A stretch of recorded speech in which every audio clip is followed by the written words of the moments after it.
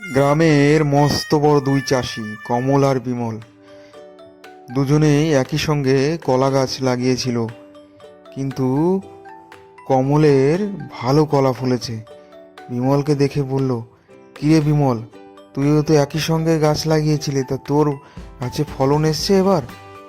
বলছে, না রে, আমি তো প্রত্যেক দিন তো জৈব সার দিই, আর গাছগুলো আমি দেখি মাঝে মাঝে গিয়ে বেশ ভালো বড় হয়েছে, এখনো কোনো ফলন আসেনি।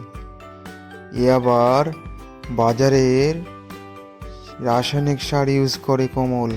বলছে কলা তাড়াতাড়ি হবে কিভাবে।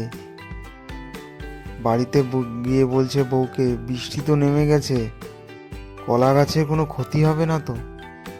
এ আবার বাড়ি এসছে, বউকে বলছে, জানো তো ওর গাছে কলা ফলেছে, কিন্তু আমার গাছে এখনো ফলন আসেনি, কি ব্যাপার বলো তো? পরের দিন কমল সকালবেলা যখন মাঠে যায়, গিয়ে দেখে কি সর্বনাশ, ফলন্ত গাছ সব ভেঙে পড়ে গেছে।